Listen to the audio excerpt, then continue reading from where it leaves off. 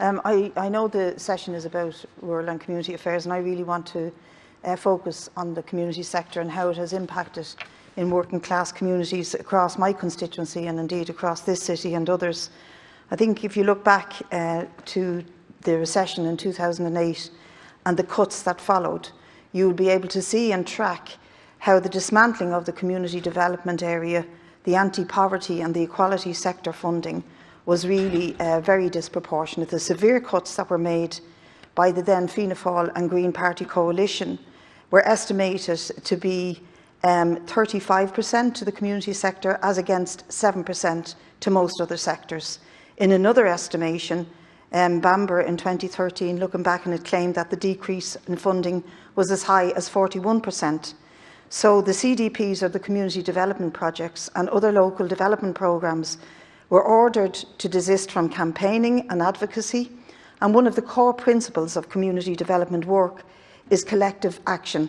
And as working class communities began then to find their voices and come together against poverty, marginalisation, exclusion and injustice, etc., and become more politicised, successive Fianna Fáil, Fine Gael, Labour, Green governments, under the cloak of austerity and realigning the community sector, I think they saw the opportunity to decimate the sector and completely disable it in its brief in facilitating the participation of disadvantaged communities in decision making and decisions that mostly affected them.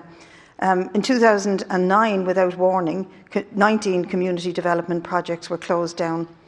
Local project structures and project workers were taken over and colonised.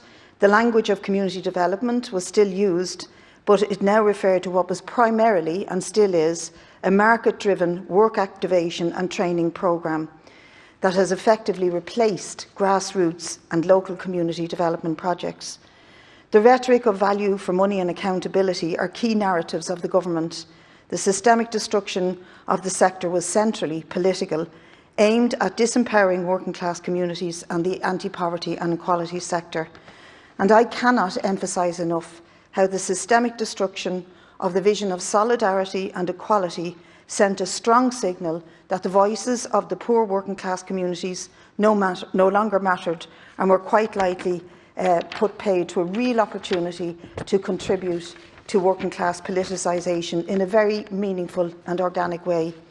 Lots of people became politicised through the engagement of community development projects, and opportunities arose for many people in communities. In fact, I would use Senator Eileen Flynn as a fantastic example of somebody who developed through huge disadvantage to go on to have education and become involved in politics through the community work in the traveller community.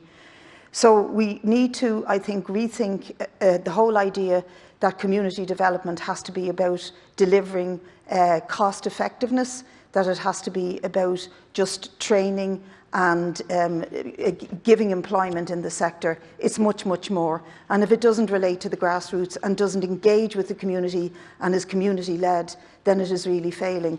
And I think many of us in this House can pay testimony to that right across the more disadvantaged communities in our cities and towns. So I just wanted to make that contribution. Although I do acknowledge the very serious issues for rural Ireland, there are also very serious issues in our urban towns and cities.